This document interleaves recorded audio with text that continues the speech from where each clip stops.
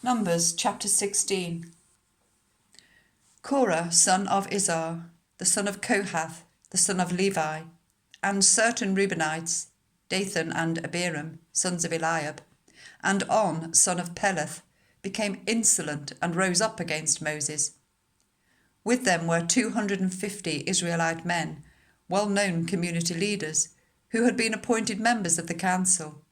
They came as a group to oppose Moses and Aaron and said to them, "You have gone too far. The whole community is holy, every one of them, and the Lord is with them. Why then do you set yourselves above the Lord's assembly?" When Moses heard this, he fell face down. Then he said to Korah and all his followers, "In the morning the Lord will show who belongs to him and who is holy, and he will make that person come near him. The one he chooses he will cause to come near him. You, Korah, and all your followers are to do this. Take censers, and tomorrow put burning coals and incense in them before the Lord. The man the Lord chooses will be the one who is holy. You Levites have gone too far." Moses also said to Korah, "Now listen, you Levites. Isn't it enough for you that the God of Israel has separated you from the rest of the Israelite community and brought you near himself to do the work at the Lord's tabernacle and to stand before the community and minister to them? He has brought you and all your fellow Levites near himself, but now you are trying to get the priesthood too. It is against the Lord that you and all your followers have banded together. Who is Aaron that you should grumble against him?" Then Moses summoned Dathan and Abiram, the sons of Eliab, but they said, "We will not come. Isn't it enough that you have brought us up out of a land flowing with milk and honey to kill us in the wilderness? And now you also want to lord it over us.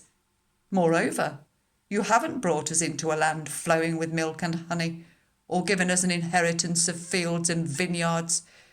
Do you want to treat these men like slaves? No, we will not come."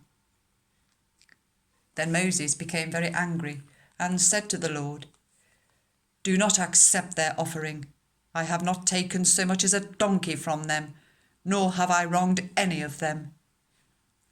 Moses said to Korah, "You and all your followers are to appear before the Lord tomorrow. You and they and Aaron.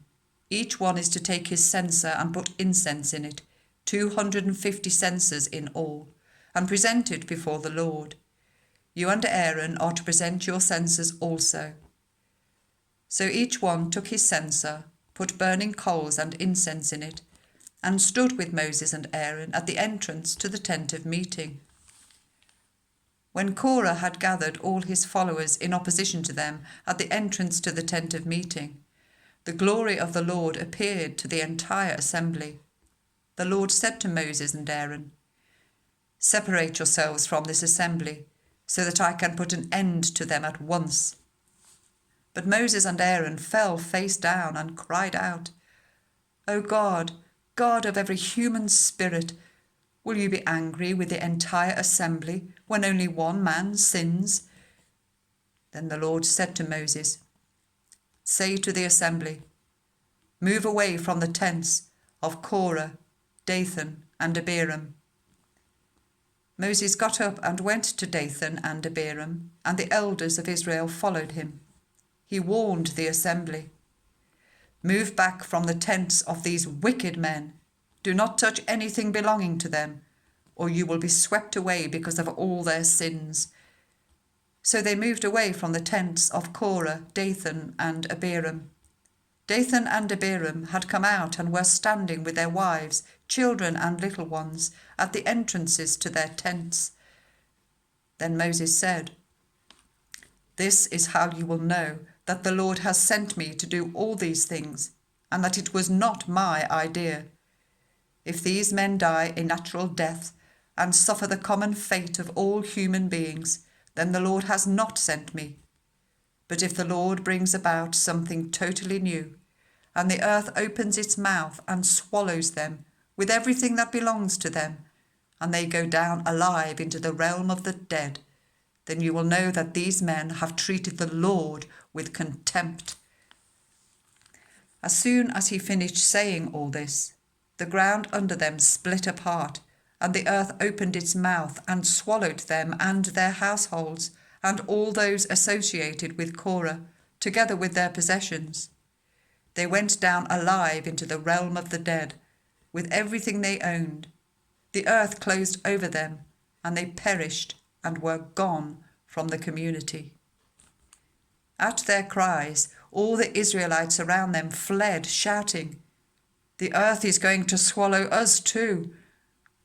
And fire came out from the Lord and consumed the 250 men who were offering incense. The Lord said to Moses, "Tell Eleazar, son of Aaron, the priest, to remove the censers from the charred remains and scatter the coals some distance away, for the censers are holy, the censers of the men who sinned at the cost of their lives. Hammer the censers into sheets to overlay the altar, for they were presented before the Lord and have become holy. Let them be a sign to the Israelites." So Eleazar the priest collected the bronze censers brought by those who had been burned to death, and he had them hammered out to overlay the altar, as the Lord directed him through Moses. This was to remind the Israelites that no one except a descendant of Aaron should come to burn incense before the Lord, or he would become like Korah and his followers. The next day the whole Israelite community grumbled against Moses and Aaron. "You have killed the Lord's people," they said. But when the assembly gathered in opposition to Moses and Aaron and turned towards the tent of meeting, suddenly the cloud covered it, and the glory of the Lord appeared. Then Moses and Aaron went to the front of the tent of meeting, and the Lord said to Moses, "Get away from this assembly, so that I can put an end to them at once." And they fell face down. Then Moses said to Aaron, "Take your censer and put incense in it, along with burning coals from the altar, and hurry to the assembly to make atonement for them. Wrath has come out from the Lord, the plague has started." So Aaron did as Moses said, and ran into the midst of the assembly. The plague had already started amongst the people, but Aaron offered the incense and made atonement for them. He stood between the living and the dead, and the plague stopped. But 14,700 people died from the plague, in addition to those who had died because of Korah.